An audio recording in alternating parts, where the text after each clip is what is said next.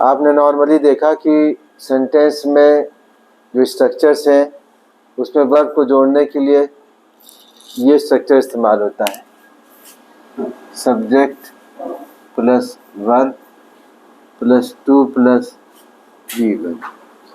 ठीक है, जैसे आप कहें कि मुझे खेलना पसंद है, आई लाइक टू प्ले। मैं जाना चाहता हूँ, आई वॉन्ट टू गो। अब यहाँ हमने कुछ आपको वर्ड्स ऐसे दिए हैं, ये वर्ब्स हैं जो इनका स्ट्रक्चर जब इनका इस्तेमाल करेंगे, इसमें से कुछ ऐसे भी हैं यहाँ से कि जो डबल स्ट्रक्चर में यूज़ हो सकते हैं, लेकिन यहाँ तक जो भी स्ट्रक्चर आप यूज़ करेंगे, सेंटेंस वर्ब को यूज़ करेंगे, वो इसी स्ट्रक्चर में यूज़ होगा। ये structure subject plus verb plus इसके बाद में ऑब्जेक्ट आएगा। अब हम आपको एग्जाम्पल्स में एक्सप्लेन करते हैं इस चीज़ को कि ये जो वर्ब है इनका मीनिंग भी आपको बता दिया जाता है कि क्या है। थोड़ा सा इसमें अंतर है बहुत सारे वर्ड्स में, मीनिंग्स में। यहाँ पे देखिए, इसे परसुएड एक वर्ड लिखा हुआ है, इसका मतलब होता है राज़ी कर देना, राज़ी करना, यानी किसी काम के लिए किसी को तैयार करना। जैसे आप अपने पेरेंट्स से कहते हैं कि मुझे बाइक दिला दिए, तो आप क्या कहेंगे? I persuade my parents to buy a bike. क्या हुआ एग्जाम्पल? इसी यहीं से शुरुआत करते हैं। मनाना, मनाने तो गुस्सा वाला मनाना नहीं, मनाना कौन सा? तैयार करना, तैयार करना। तो क्या हो जाएगा ये कि I persuade my father to buy a bike. ठीक है, तो आप यहाँ पर देखें जो स्ट्रक्चर ऊपर लिखा गया था कि ये क्या है? सब्जेक्ट प्लस V1, चूँकि फर्स्ट में इस्तेमाल किया है, इसको किसी टेंस में कह सकते हैं। परसुएडेड भी हो सकता है और विल परसुएड भी हो सकता है, परसुएडिंग भी हो सकता है। और ये पार्ट जो है इतना, ये क्या है? ये ऑब्जेक्ट की तरह से आ रहा है, राइट। अब यहाँ पर फिर ये स्ट्रक्चर क्या हो गया? टू प्लस इन्फिनेटिव वर्ब की फर्स्ट फॉर्म, ये इस स्ट्रक्चर में आएगा। फिर यहाँ आइए, तुम मुझसे ज़बरदस्ती करते हो झूठ बोलने की। फोर्स मैंने क्या होता है? फोर्स नाउन भी है, वर्ब भी है। यहाँ ज़बरदस्ती करने का मतलब आप समझ गए होंगे। तुम मुझसे ज़बरदस्ती निगेटिव में लिख देते हैं, नहीं कर सकते, या तुम मुझसे झूठ, इसको कह सकते हैं नहीं बुलवा सकते। उसका दूसरा स्ट्रक्चर भी है, you can not force me to lie, right. Force का मतलब यहाँ से क्या मतलब है ना? मजबूर करना, मजबूर करना। इसका मतलब होता है, ये काफ़ी यूज होने वाला वर्ब है, के लायक बनाना। के लायक, ये एबिल से डिराइव किया गया है, के लायक बनाना। क्या कहा जाएगा? My mother has enabled me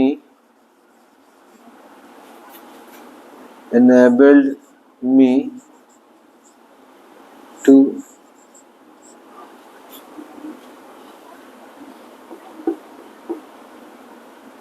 speak well। मेरी माँ ने इस लायक बनाया है मुझे कि मैं अच्छी तरह से बोल सकूं। ठीक है, अब सारे वर्ड जो है वो नहीं इस्तेमाल करना पॉसिबल है। आपको इसका एग्जाम्पल दे करके बता दिया गया है कि आप इन वर्बों को इस स्ट्रक्चर में इस्तेमाल करेंगे। यहाँ पर एक बात इस वर्ड को देख के आ रही है, ये एक्सपेक्ट है। हमने जैसे पहले कहा कि आई वॉन्ट टू गो भी सही है, आई वॉन्ट, लेकिन जब किसी से कुछ चाहेंगे तो उसको यहाँ पर फिट करेंगे। यहाँ एक दो एग्जाम्पल हम आपको और बता देते हैं आपके समझने के लिए। वो क्या है कि आप चाहते हैं, उम्मीद करते हैं अपने फ्रेंड से कि वो आपकी हमेशा मदद करे, ठीक है, और करना भी चाहिए। यहाँ एक बात आपको ये बताना ज़रूरी है कि एक्सपेक्ट का सेंस जो है वो दूसरों से उम्मीद करना। आई बात एक्सपेक्ट जब भी आप इस्तेमाल करेंगे तो इस स्ट्रक्चर में इस्तेमाल करेंगे। आई एक्सपेक्ट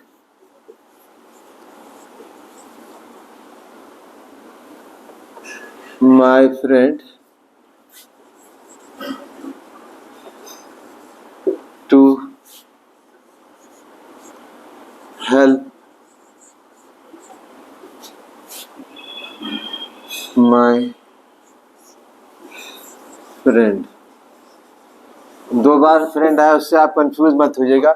मैं आशा करता हूँ अपने दोस्त से कि वो मेरे दोस्तों की मदद करे, ठीक है, अच्छी बात भी है, नॉर्मल बात भी है। तो यहाँ पर दूसरे से उम्मीद करना, खुद उम्मीद करेंगे तो होप कहेंगे, आई होप, लेकिन फिर उसका स्ट्रक्चर ये नहीं रह जाएगा।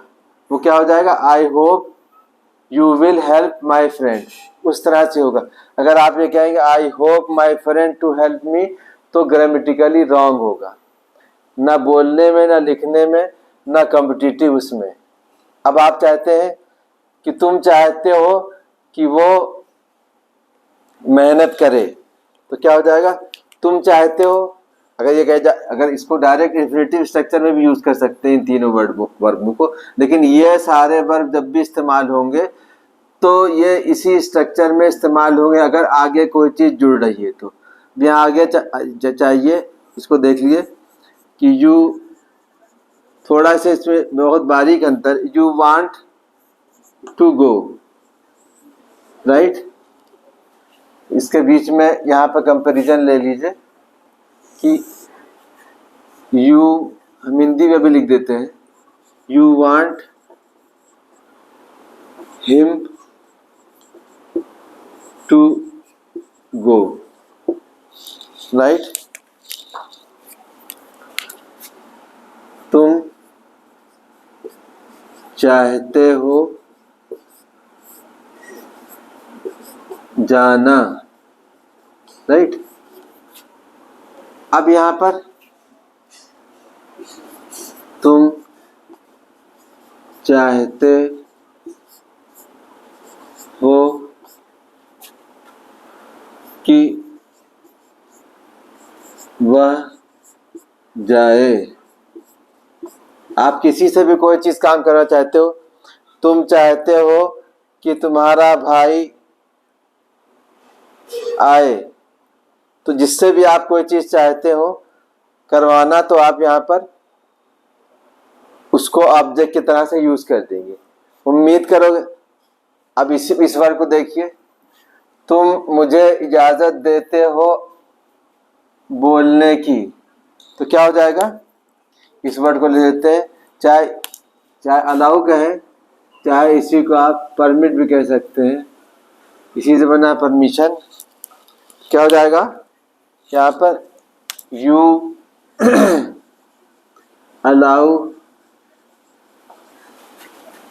स्टूडेंट्स को ले लेते हैं, तुम छात्रों को allow students to leave early, तुम इजाज़त देते हो जल्दी निकलने की या जल्दी क्लास छोड़ने की। हमने आगे सेंटेंस को बहुत बड़ा नहीं किया है ताकि आप आसानी से समझ सकें, ठीक है। किसी टेंस में आप इसको इस्तेमाल कर सकते हैं, पास्ट में करना हो इसमें ईडी लगा देंगे, फ्यूचर में करना हो यहाँ विल लगा देंगे, कंटिन्यूअस में करना हो एनजी लगा देंगे इज एम आर के साथ। तो इन वर्बों को परसुएट का उम्मीद है कि आप समझ गए होंगे, क्योंकि पिछले एग्जाम्पल से बात आ चुकी है।